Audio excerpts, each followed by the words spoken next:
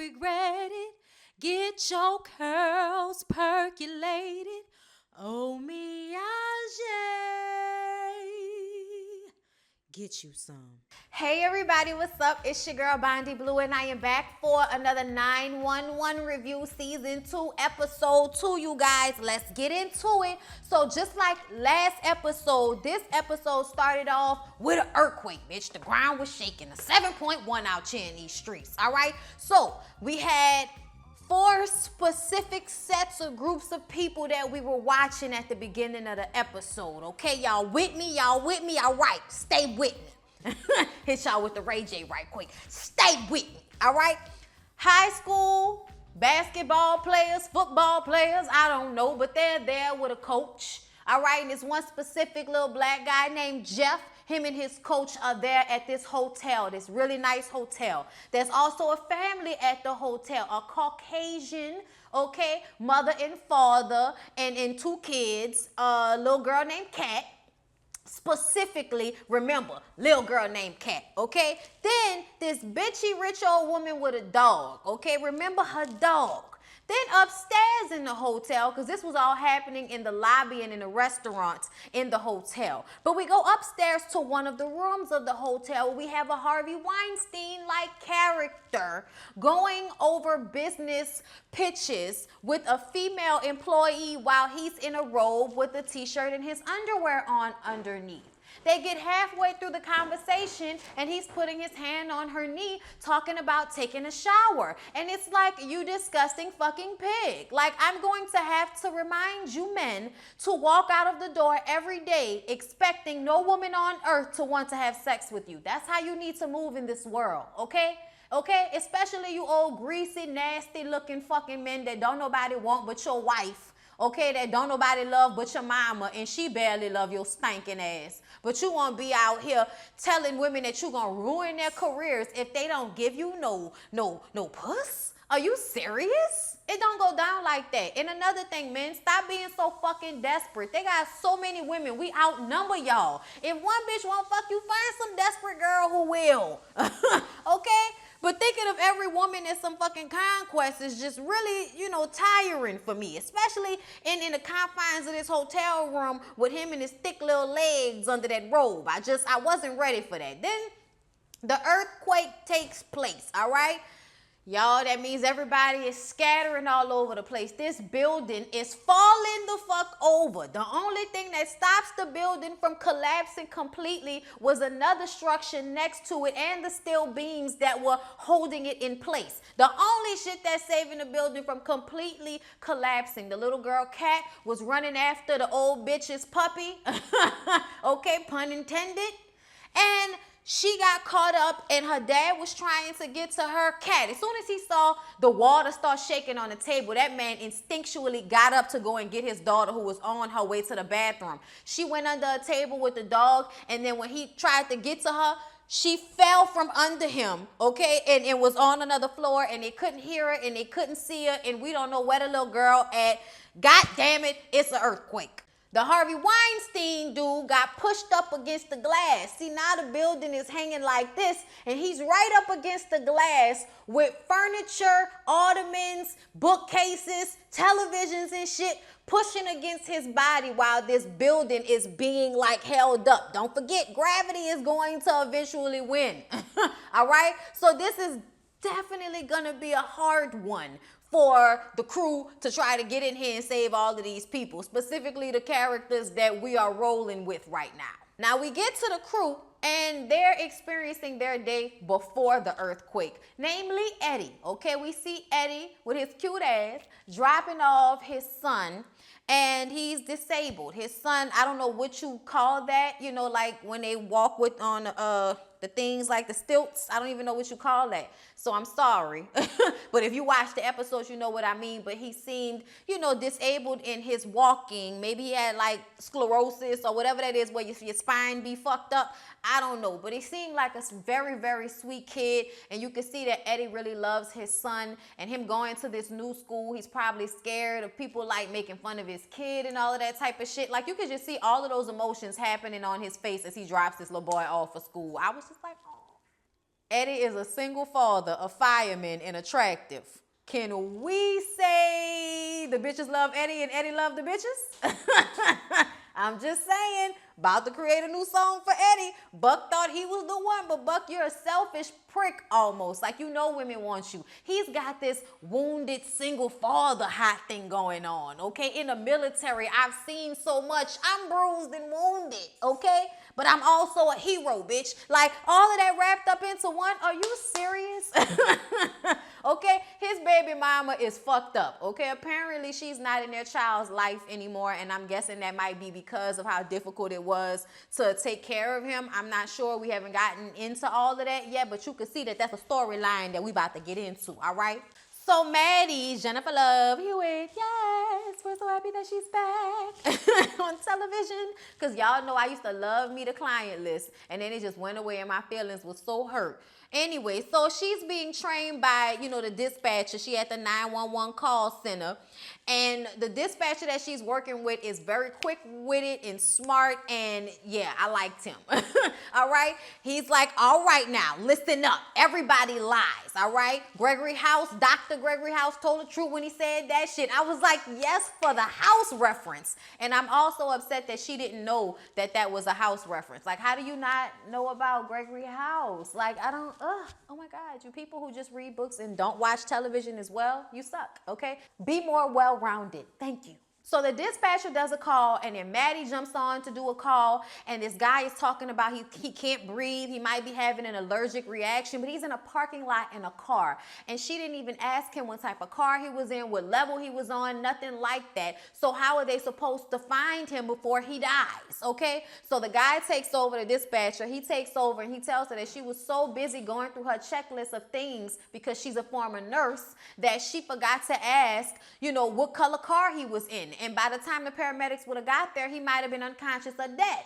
All right, so you got to be quicker on your feet, and you have to remember that we have to see the whole scenario. We have to see it. It doesn't matter what they're telling us. We have to do what we can, and that's listen. That's all we really can do is just listen to the surroundings of the people who are calling us to muddle through fear and all of that shit. So the next thing we see this kid with fuchsia hair free running from the cops after he deserted a car that it seems he stole. All right, he thought he got away. He hopped, skipped, and jumped all over these gates. People was pulling out their phones like, look at this motherfucker. Like, it was crazy, right? But then he gets on the bus, you know, stops at the store, gets him something to eat, gets off the bus on the corner by his house, turns the corner, and there's Athena standing there just as cool as a fucking cucumber with a sharp cut, dark, beautiful skin, a good body type, and cute shades. All right, just giving me all of the life I needed from Angela Bassett in that moment. Thank you. Okay? I was just here for the moment of it all. And she has arrested him 3 times over the past year. And he's like, I'm trying to get all of my crazy stunts out before I turn 18. I guess he thought since he always gets sent to juvie, he would get away with this joyriding shit. But because he ran from the cops, that escalated the charge. Okay, so now he's in trouble. He's in the back of Athena's car. He's going to jail. You're in the jailhouse. Now he's in the jailhouse. Now nigga scared. Okay, he's scared. And Athena is like, boy, I tell you, you know, you need to get your damn life together, boy. You know what I'm saying? Like, you know, trying to talk to him and shit. And they on the highway, and she picks up her Altoids, and the Altoids jump out the fucking case. We like, what the hell is going on? And that's when we see that when she was in a car and the earthquake happened last episode, we didn't see all of this. But now we see that she was in the car with this kid. Man, so y'all know the bridge, the interstate completely collapsed in some areas, and now she has to try to save all of these people on the fucking interstate. Namely, this one guy who's in a car, and the car is on fire, and he's stuck under the car, and it's hard for people to get to where they are because the interstate collapsed. So Eddie and the rest of the crew are on their way to that hotel that, you know, is almost collapsed onto the other building. And Eddie is trying to get in contact with his son, but all of the cell towers are down. So nobody can talk to anybody, nobody can text anybody, nobody can call anybody. So I imagine everybody, Athena's trying to talk to her kids, and here he is trying to call his son Christopher, and that's what he has to share with the rest of the crew, that he has a kid. They didn't even know he had a son, and he says he's 7 years old, and I'm all he has, and it was just sad. You could just see, like, whatever that mama did must have really fucked their little family unit up, all right? So they get to the hotel, and the family of that little girl, Katie, is being pushed outside of the building because, of course, we have to, get everybody out of there that is still alive before the building collapses. But they don't want to leave because their daughter is still in there somewhere. And Henrietta hears this, so y'all know Henrietta is going to take this on as her personal challenge to find this little girl. So like I said, it was a 7.1 earthquake, and all they need is a good aftershock, and the whole shit gonna go down, all right? So that means anybody in the vicinity can die. This is a very high stress, fucked up situation. I wanna say shout out to all the fire people, the MS people, first responders. Shout out to y'all. Y'all stay being the MVPs of this shit. Now, Bobby has to give his crew a talking to. He tells everybody, look, all right, this is a lot going on out here, and the best way to make it to the end of the day alive is to take one thing at a time. Now, I'm not going to force any of y'all to go into this building, all right? But we got to do what we got to do out here. And the crew ain't never going to be like, yeah, I ain't going in there, man. Nobody's doing that, okay? And Henrietta has a kid, but Henrietta is like, hey, if first responders was on site and my kid was in there, I would hope that they would do their damn jobs and do the best to bring my child home to me. So that's what I'm going to do. And I'm like, you better do it, Henrietta. We also see that the sexual predator Harvey Weinstein, like motherfucker, is pressed up against the glass. So Eddie and Buck take that on as their task to go and try and save him from going through the damn glass. Athena's ex-husband Michael secures their kids, and he's trying to get her on the phone, but of course they can't really, get each other. They finally do get in contact with one another, but it's so bad the call gets dropped, so she doesn't know if her kids are okay, but all she knows is she's on scene and she has to help as many people in the vicinity as she possibly can. So we're back to this one guy who's under the car. The car's on top of him, flipped over, and the car's on fire, all right? So Athena and another construction worker, first responder, I wasn't sure he had a hard hat on. That's all I know, all right? They trying to help this man because the car is on fire. They got fire extinguishers. They trying to get the fire out. But because of the way the car is flipped over on top of the engine, I guess it's like giving it more energy to heat up more. She explained it, but I missed it. I'm sorry. Either way, the man is about to burn up. It is hot inside the car. So she has the idea, because she still got that kid in the backseat of her car that likes to hotwire other people's vehicles, and he's trying to give her a whole review of the type of fucking truck it is. It's a cement truck. I need you to get out the truck and get out there and get the cement onto the car so we can cool the car off. That's what I need you to do. Can you do that? Can you do that? And if you try to run away, please believe I will find you. You will wish you were in jail. Okay, so she unhandcuffs the kid. The kid does what he says he's gonna do. He jumps in the car, hot wires it. They bring it over. They cement the car, and that stops the car from burning. So now they can wait until somebody can come and get the jaws of life and get this man out this damn car. So Athena out here saving the day. All right, she grabs hold of the kid, brings him back to the car. He like, man, you ain't gonna let me go. I just saved dude life. And she's like, look, I have to do what I have to do. Once I didn't put you in my car, you are my responsibility, okay? Now, look, I'll write a letter to the judge and try to make sure they let you off easy. But the next time you feel like doing the wrong thing, please remember what it felt like here today to do the right thing. I was like, tell them that's what they need to know. So the crew is back at the hotel. They go into the hotel. We got Bobby, Howie, and Henrietta trying to find whatever life is salvageable in this building. And I think we saw the lady, the old bitch, that old rich bitch who had the puppy. I think we saw her dead. I'm not sure, but it looked like those fancy heels that she might have had on. She was crushed, and I thought that was so sad. And they had to put the X on the stone to let them know that this is a dead person, not somebody that they could save. So they go on, and they hear the coach screaming. The coach is still under all of this debris with the kid because the kid's leg has been crushed, okay, and not really crushed, it's on it. All the arteries seem to be intact, said Henrietta, but he has this huge boulder on top of his leg that's keeping him from being able to get out this building. So Bobby tells the coach, look, bro, you gotta go. I know you care about the kid, but I need to not have to worry about you as well.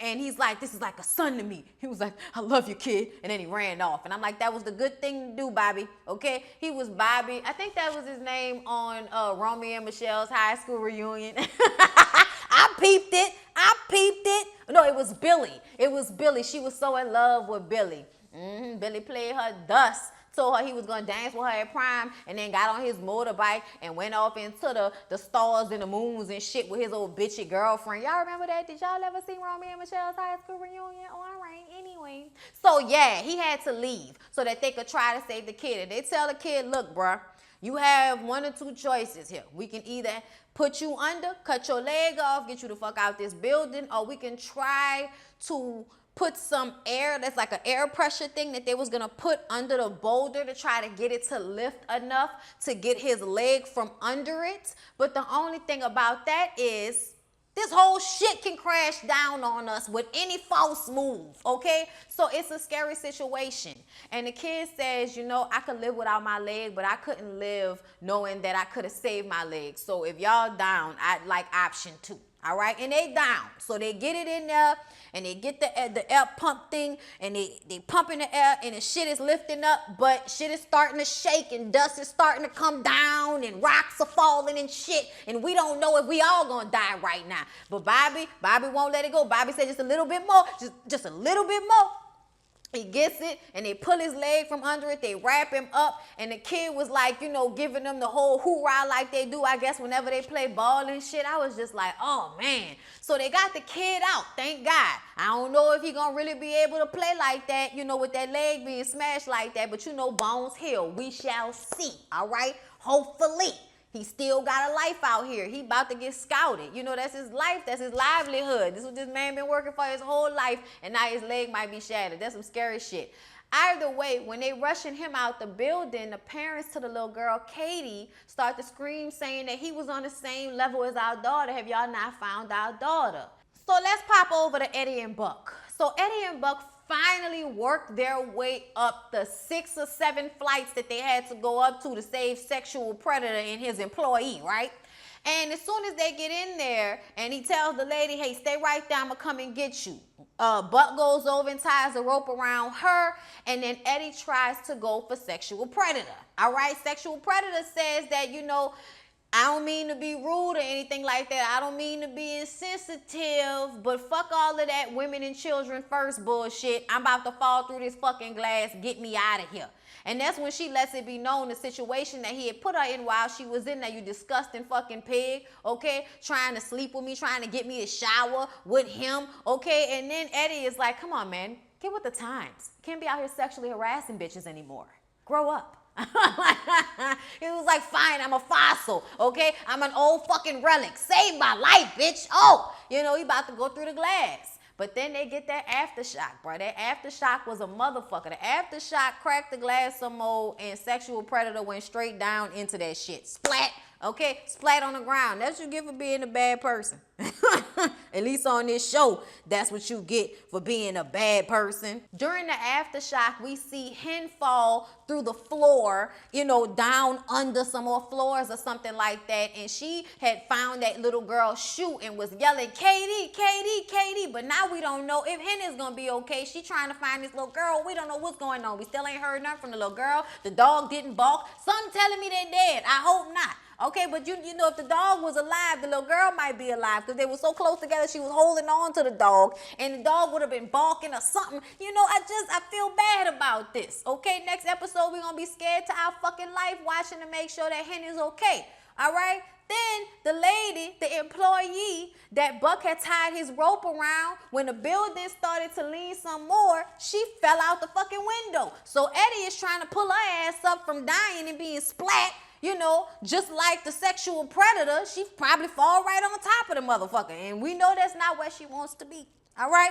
So there's a whole bunch of cliffhangers to the second episode. What's going on with Hen? Is she gonna save the little girl? Is Eddie's son okay? Is Maddie gonna get through her first natural disaster at the 911 call center on her first fucking day? All right? It's a lot. It is a lot. Will they all be saved? Tune in next week, damn it. All right, y'all. I hope y'all enjoyed the review. Please don't forget to like, comment, and subscribe to my channel. And be back tonight for This Is Us. Love y'all. See y'all in the next one.